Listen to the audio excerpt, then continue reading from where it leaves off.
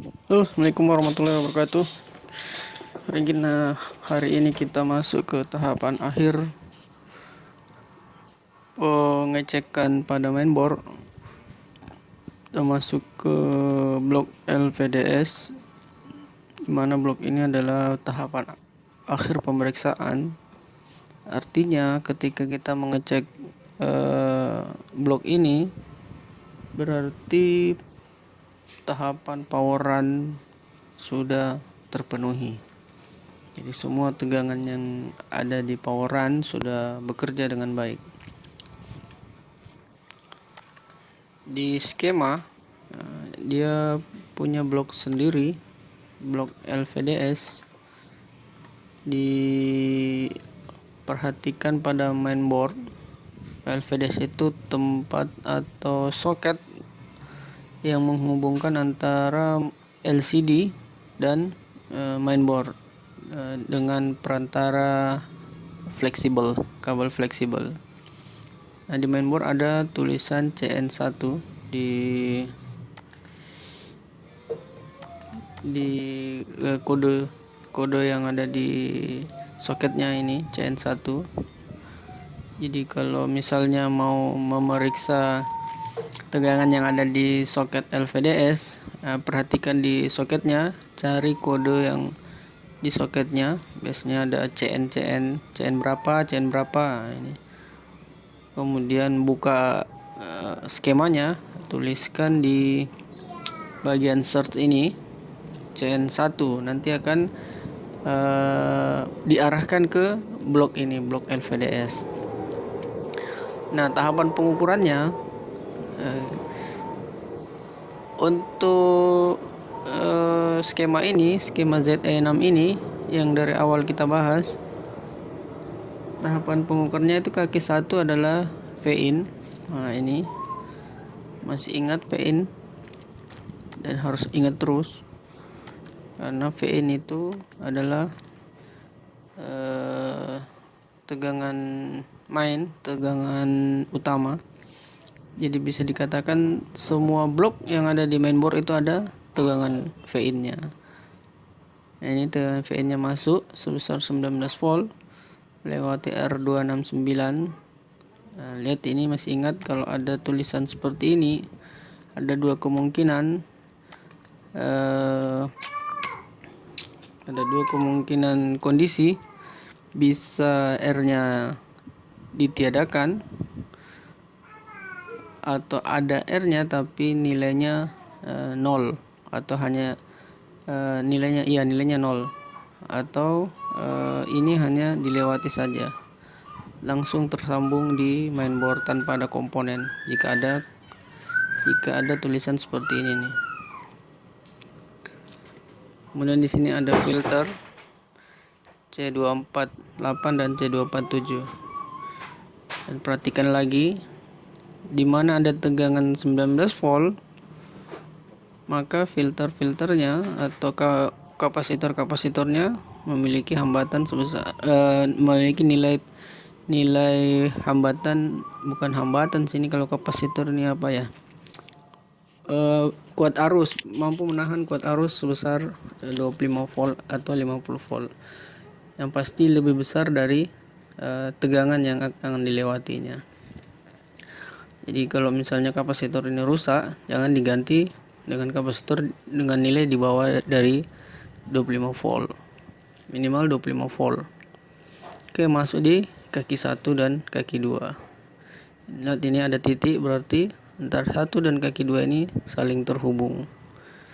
Jadi ini misalnya terhubung atau terjumper tidak sengaja, misalnya kena solder, itu tidak masalah karena memang pada dasarnya dia terhubung. Nah, ini kaki 1 kaki 2 nilainya 19 volt dari sini. Kemudian kaki 3 ada LCD VCC. Nah, kita anggap LCD VCC nya tidak ada, tegangannya tidak ada. Kita cari di mana sumbernya LCD VCC ini.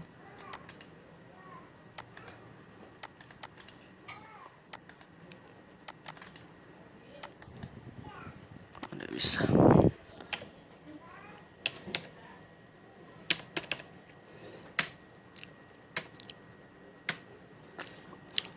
Nah, di sini kita ketemu LCD VCC, tapi ada garis underline ini satu.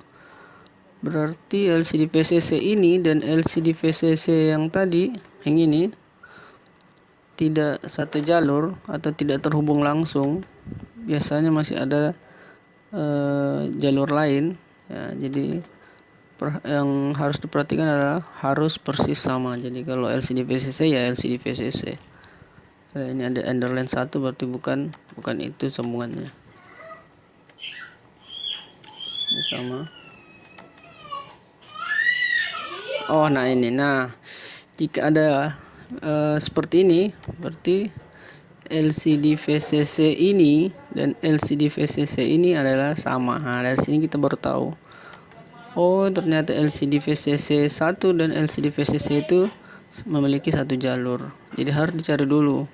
Untuk mengetahui LCD VCC 1 ini atau dengan LCD VCC ini satu jalur apa bukan. Nah, dari sini kita bisa ketahui. LCD VCC dan LCD VCC 1 memiliki jalur yang sama. Ini dibaca oleh R257. Perhatikan ininya. Selalu saya ingatkan, ini diperhatikan.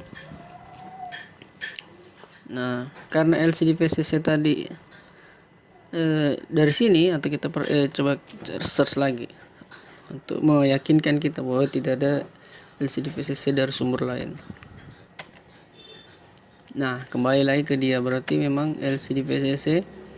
Nah, ini sama, masih di jalur yang sama. Ini juga soket, jadi tidak mungkin sumber. Bentar lagi. Nah, selesai. Jadi tidak ada lagi LCD VCC selain itu. Jadi bisa dipastikan LCD VCC, sumber dari LCD VCC adalah LCD VCC 1. Nah, ini. Jadi yang tadi masuk sini kemudian mengalir LCD VCC ini tersambung dengan LCD VCC ini, maka yang sekarang kita cari adalah LCD VCC underline 1. Nah, ini kita tambah 1. Ini metode pencariannya sama di semua blok. Tidak ada perbedaan. Sama metode pencariannya, cara baca skemanya juga sama. Oke, kita enter. Nah, kita menemukan sumber LCD VCC underline 1 ini di U16. Ini ada out, berarti keluaran. Ini ada in, berarti masukan. Jadi bisa disimpulkan inputnya adalah kaki 6 dan kaki 4 U16 ini. Kemudian outputnya LCD VCC yang di-trigger oleh kaki 3. Nah, ini yang sering mengalami masalah. Masalahnya di mana? Di tegangan U16 kaki 6 dengan 4 ini ya. Tegangan plus 3V ini hadir. Tapi tidak sampai keluar ke LCD VCC 1 ini. Kenapa? Karena biasanya trigger ini tidak bekerja. Yang bisa dilakukan, kita cek dulu ini R259. Biasanya kalau ini drop atau over nilainya,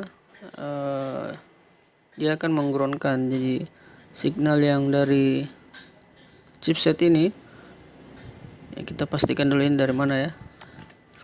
INT LVDS Digon, enter. Ini dari mana? Dari H26 kita cari. Ini U21 PinaView. Berarti ini murni artinya dari chipset. Ini PinaView 1,66G. Lihat di mainboardnya, kode chipsetnya ada U21. Kalau ada D begini itu berarti di dalam skema ini dibagi-bagi blok. Ini ada U21C. Berarti blok-blok yang ada di dalam chipset itu dibagi-bagi seperti ini. Pada intinya itu tetap saja chipset. Cuma sebuah chipset yang terbagi bagian-bagian yang ada di dalamnya. Ini U21A. Nah, ini. Jadi jika ini masalah ya, tidak bisa mengeluarkan signal, bisa karena jalur, bisa karena resistor tadi, ya, itu masih bisa diakali. Kita masih bisa melakukan penjamperan langsung. Nah, ini karena fungsi iNet LVDS Digon ini hanya untuk men-trigger U16 ini, maka ini kita bisa lakukan penjamperan dari kaki 6 ke kaki 1. Ini kalau mau melakukan penjamperan seperti ini, U16 nya tidak usah dilepas, biarkan saja di posisinya, kemudian kita tarik kabel kaki 1 kaki 6, kita hubungkan langsung. Kenapa? Karena ini sudah plus 3V. Ingat, plus 3V adalah posisi blok S0, blok akhir. Begitu juga LCD VCC ini adalah tegangan-tegangan yang keluar di LCD VCC ini adalah S0, sudah kondisi S0. Nah, ini ya, ingat, kalau mau menjamper ini bisa langsung saja tanpa melepas IC-nya. Atau kalau ingin, atau misalnya punya komponen, coba diganti dulu U16-nya. Bisa jadi U16-nya ini bermasalah. Tapi selama ini saya biasanya langsung saya jumper, karena belum pernah menemukan masalah akibat jumper ini terjadi yang tidak diinginkan. Oke, jadi jalan ceritanya sama, plus 3V ini masukin, kemudian keluar V outnya menjadi LCD VCC 1, terhubung ke LCD VCC 1 ini, masuk ke LCD VCC. Nah, LCD VCC ini adalah yang masuk ke LVDS di kaki 3, di kaki 4, dan ada di bawah lagi nih di kaki 30.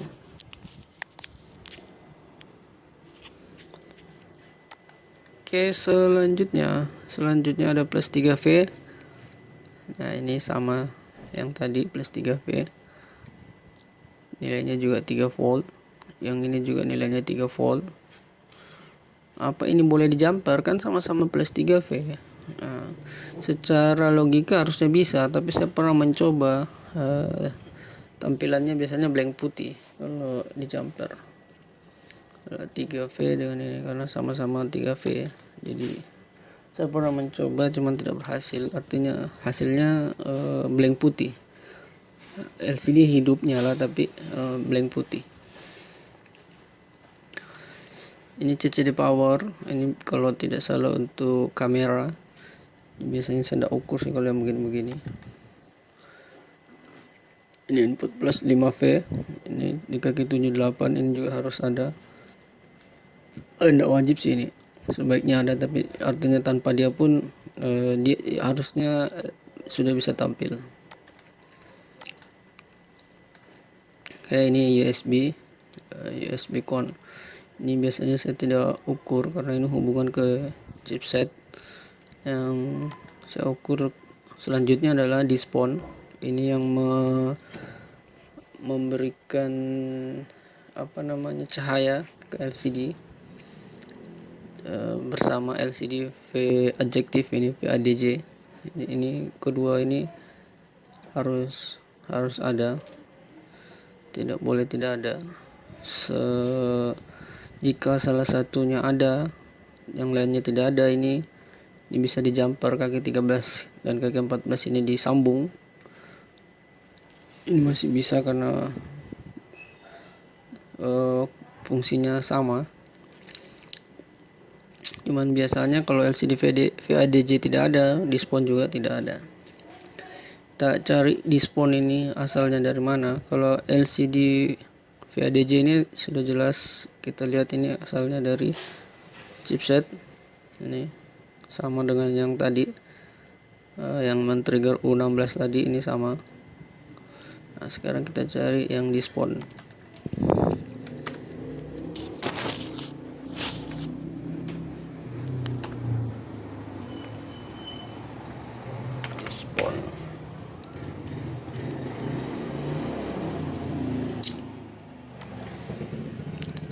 Ini ada display. Coba kita cari lagi di bagian lain apa ada. Nah, berarti display yang ini terhubung dengan display yang tadi. Jadi yang tadi adalah sumbernya. Mana tadi? Ini. Berarti display yang ini adalah sumbernya sebesar sama 3 volt juga. Ini Hall sensor. Nah, ini sensor ini biasanya untuk mematikan dan menghidupkan. Jadi ini jika 3 VVCU di LED ini hadir, di sini juga harus hadir, tidak boleh tidak. Nah, ini display ini asalnya juga dari apa ini, chipset. Nah, ini lihat halaman 4 ini sama, berarti di halaman yang sama, berarti chipset membutuhkan signal juga. Ini juga sering hilang, sama seperti ini sering hilang. Ini juga masih bisa diakali karena dia hanya berfungsi sebagai trigger, bukan sebagai data. Jika signal dari chipset itu adalah data, maka kemungkinan besar ada yang tidak berfungsi.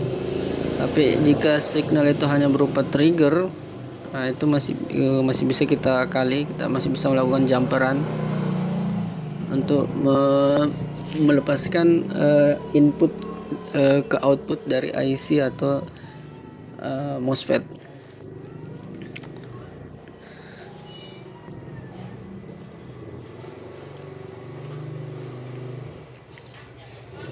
Oke, selanjutnya, nah itu saja yang perlu diukur di jalur LVDS. Pastikan Vin hadir, pastikan LCD VCC hadir, plus 3V hadir, display LCD VADJ itu hadir semua. Jika semua tegangan itu hadir, maka kemungkinan adalah chipset jadi penyebab utama tidak tampilnya atau no displaynya barang, karena setelah tegangan-tegangan ini hadir, maka yang bekerja selanjutnya adalah signal data dari chipset. Ya, itu saja sebagai acuan kita dalam melakukan pengukuran.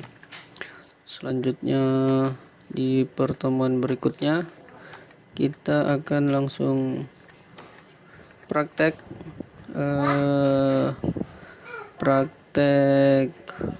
proses pengukuran mulai dari awal, mulai ketika mainboard kita kerjakan sampai selesai, dan membahas kasus-kasus yang sering ditemukan di laptop yang lagi bermasalah. Oke, sekian dan terima kasih.